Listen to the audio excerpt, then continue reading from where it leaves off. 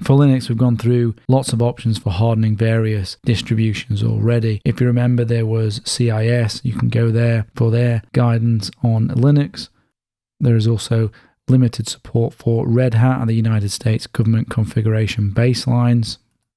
Also, lots of Linux hardening guidelines with the STIGs, so that's the Security Template Implementation Guides. Those are pretty good. Also, OpenSCAP, it's got its security guides with a focus on Red Hat and Fedora and Red Hat systems, but it does also cover other Linux systems. You'll also find that there is often specific security guidance given from the distribution that you use. Here is Debian's equivalent, so you check that out for Debian.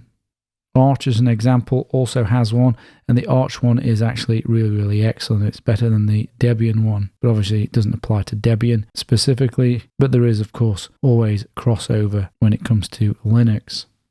In the section on application controls, we discussed Linux security framework, so let's explore them again in relation to hardening. The Linux kernel is in need of a total rethink or recoding to cope with today's attack types. Continually patching core kernel and vendor driver bugs isn't a practical defense anymore due to the very long lifetime of security bugs. The Linux kernel needs to be redesigned to protect against these flaws. The protection techniques need to be built into the kernel so that whole classes of bugs can be prevented, and since successful attacks today often require chaining multiple exploits together, finding ways to break the exploit chain needs to be built into the kernel too. But this is easier said than done because these mitigations come with trade-offs to performance and things like maintainability.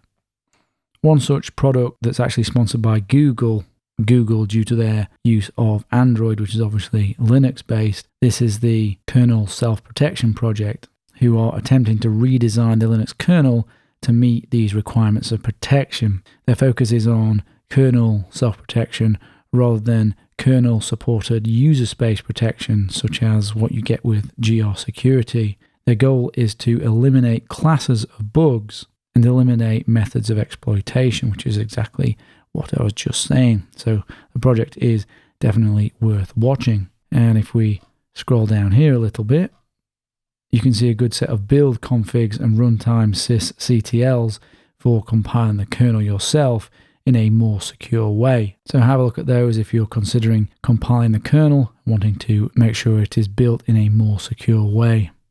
But these kinds of protections that this project is proposing and that I'm proposing, these have existed for years in the security frameworks that we have already discussed, such as GR Security and PAX, and to a lesser extent SE Linux and AppArmor. But these technologies need to be part of the core Linux kernel, which currently they are not. But this project is one that is attempting to do that.